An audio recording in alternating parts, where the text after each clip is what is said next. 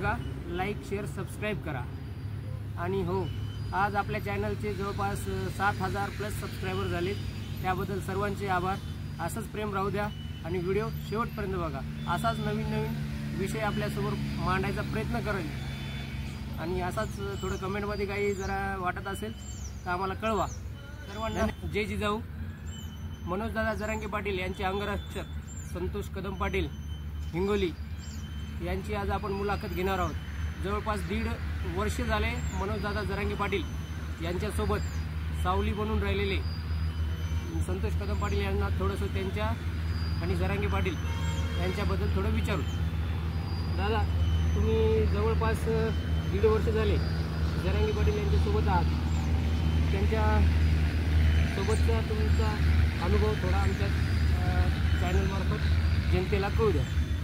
संघर्ष योद्धे मनोज जरांगे पाटील यांचं नाव जरी घेतलं तर अंगावर काटा येतो, कारण यांचा संघर्ष आम्ही प्रत्यक्ष डोळ्यानं पाहिलेला आहे। त्यांच्या वेदना समाजाप्रती किती मोठ्या आहेत आणि समाजासाठी काय करू शकतात आणि किती स्वतःला त्याग करून घेतात, किती वेदना करून घेतात आणि प्रत्यक्ष डोळ्यानं बघितलेलं आहे। आणि या सरकाररूपी सरकारला त्यानं सांगितले की मराठीच्या लेकराला फक्त आरक्षण द्या, कोणती मागणी नव्हती, सरळ आम्हाला ओबीसीतून आरक्षण द्या, आमच्या लेकराला डॉक्टर इंजिनियर असं बघायचे स्वप्न आमच्या दादाचे आहेत। यासाठी स्वतःला दादानं झिजून घेतलं, चेहऱ्याची चांगली झाली। आम्ही हे प्रत्यक्ष डोळ्यानं पाहिलेलं आहे। ज्यावेळेस डोळे घालून बघले तर आमच्या डोळ्यातसुद्धा अश्रू येतात। दादाच्या वेदना ज्यावेळेस बघताना आमचीसुद्धा हिंमत होत नाही, तो आपल्या समाजासाठी किती झुजतो आणि किती मरतो आणि आपल्या जीवावर बेतून काम घेतो। आज लोक त्यांनासुद्धा बोलायला कमी करत नाही, मला खरं वाटतं। आज तुम्ही जवळपास 1.5 वर्ष झाले दादासोबत आहात आणि दादासोबत तुम्ही मुंबईला पण गेले होते, वाशीला।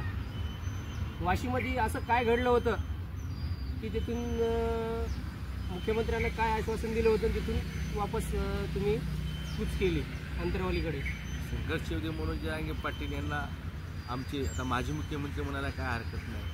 आणि जेव्हा मुख्यमंत्री शिंदेसाहेब होते त्यांनी आम्हाला वाशीमध्येच अडवलं आणि तुमच्या सगळ्या मागण्या आम्ही पूर्ण करतो, तुमच्या सगळ्या सोयीची मागणी पूर्ण करतो असे म्हणून आमच्या अंगावर गुलाल उधळला आणि शब्द दिले, येणाऱ्या विशेष अधिवेशन घेऊन त्याच्यामध्ये तुमचा प्रश्न आम्ही मार्गी लावू असा शब्द दिला आणि असे एक सगळे सोयी एक नोटिफिकेशन काढून याची अंमलबजावणी करतो असा शिंदेसाहेबांना आम्हाला शब्द दिला। परंतु आमचा गोरगरीब समाज वाशी येऊन आपल्या इथल्या नाल्याच्या गटाऱ्यावर झोपला। इथं कोणाला वाटते आपल्या जीवाची मुंबई व्हावं, परंतु आम्ही जीवाची मुंबई बघायसाठी जायने घेतो। आमच्या लेकराला आरक्षण भेटावं मनोज जरांगे पाटील यासाठी मुंबईकडे कूच करत होते आणि तिथं आम्हाला शब्द देऊन आमच्या अंगावर गुलाल टाकल्यानंतर आम्हाला वाटतं की मराठ्याचा नेता आहे शिंदेसाहेब, आज घडीला आजही आहे आणि आम्ही त्याला मानणारा वर्ग आहे आणि खरं त्याचा आजही मी आदर करतो। परंतु दिलेल्या शब्दाला मान म्हणून आम्ही वापस आलो। तर धुल्ला असं काहीच नाही। विशेष अधिवेशनामध्ये मानतो म्हणले, ते मानल्या गेलं नाही, ती त्याची अडचण त्यांना माहीत। शब्द दिल्यामुळे आम्ही वापस आलो आणि आम्ही शब्दाची पाठराखण। महाराष्ट्राचे नवीन मुख्यमंत्री येणार आहेत, शपथ घेणार आहेत, त्याबद्दल जरांगे पाटलाची काय भूमिका राहील भविष्याची? दादाची कोणाबद्दलच काही भूमिका नाही। दादाचा कोणताही राजकीय दुश्मन नाही। जो समाजाला आरक्षणासाठी जो अडथळा येतो, तो आरक्षणासाठी विरोध करतो, तो दादा त्यांच्याबद्दल बोलतो। बा तुम्ही आमच्या आरक्षणाबद्दल बोलू नका। ना फडणवीस संघ दुश्मनी आहे, ना का शरद पवार संघ आहे, ना सुशीलकुमार शिंदे साहेबांसंघ आहे, काही राजकीय पक्षाचं देणे घेणे नाही त्या माणसाला।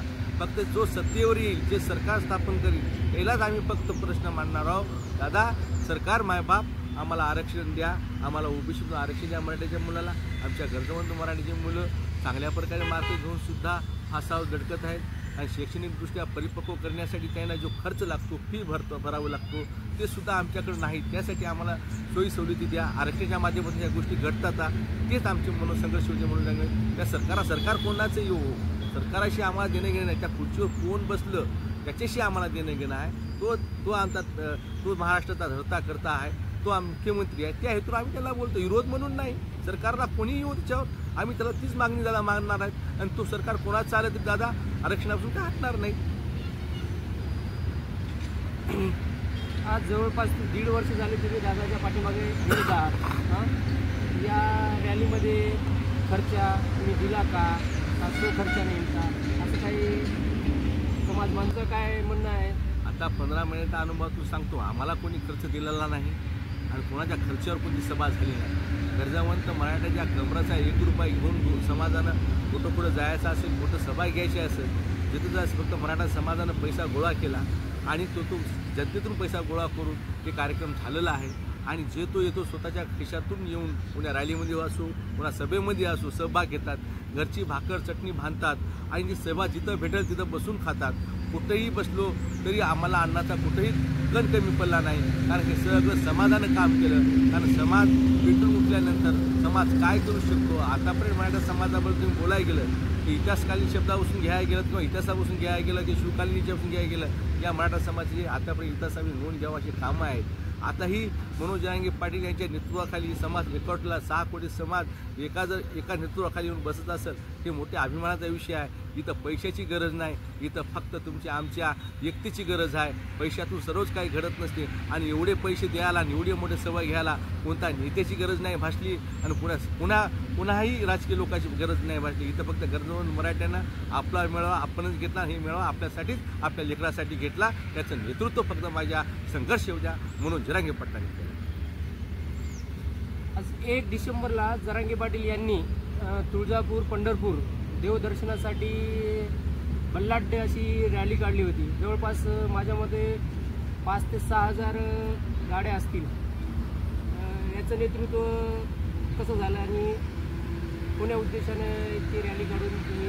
उद्देश काहीच नाही, दादाचा उद्देश काही नाही. देवदर्शन घेण्यासाठी उद्देश काय असतो? म्हणजे मनात इच्छा झाली पांडुरंगाचं दर्शन घ्यायचं आणि माता कुलदेवतेचं दर्शन घ्यायचं. एक मराठ्याचा हक्क आहे. मराठ्याचं कुलदेवत माता भवानी आहे आणि पंढरपूर हे मराठ्याचं एक देवस्थान आहे, आदरणीय देवस्थान आहे. तिथं आमची विठ्ठल आहे. विठ्ठलाच्या दर्शनासाठी कोणीही जाऊ शकतो. दादाची इच्छा प्रकट झाली, सहज म्हणले मला देवदर्शनात जायचं. समाजापर्यंत हाती गेली आणि दादा एकटा कसा जाऊ शकेल, कारण की समाज पाठीमागं 6 कोटी समाज नुसता दादा रस्त्यावर उतरला, तो हजारो गाड्या रस्त्यावर उतरल्या आणि दादाच्या पाठीमागं पंढरपूरच्या दिशेने आणि तुळजापूरच्या दिशेने निघाला. याच्या नियोजनाचं काय गरज आहे? मराठ्यांच्या घरी गाड्या आहात, घोड्या आहात, कोणाच्या नसतील ते किरायादानं समाजानं पैसे गोळा करून निघाले दर्शनाला. याच्यामध्ये उद्देशच काही नव्हता.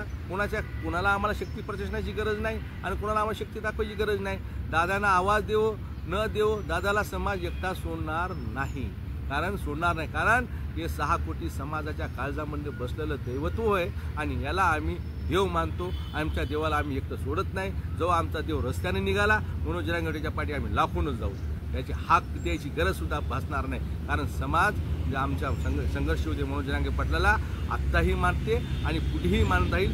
याचा छत्रपती शिवाजी महाराज नंतरचं एक नेतृत्व, निस्वार्थ नेतृत्व आज या मराठा समाजाला भेटलेलं आहे. त्यासाठी दादानं पाऊल टाकला. दादा तिथं बसतील, तिथं सभा होईल, दादा तिथं चलतील, तिथं रॅली होईल आणि हीच रॅली आम्ही काल सिद्ध करून दाखवली.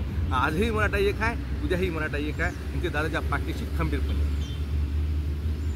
जरांगे पाटलांना सार्वजनिक उपोषणाची हाक दिलेली आहे.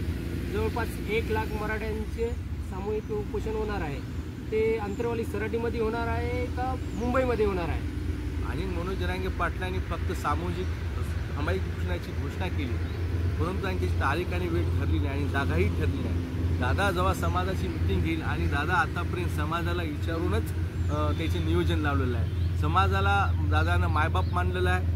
माझा जोपर्यंत मी समाजाला काही विचारित नाही तोपर्यंत दादा कोणतेही पाऊल उचलत नाही. फक्त दादा म्हणले सामूहिक उपोषणाची आमरण उपोषणाची तयारी आम्ही करत आहे.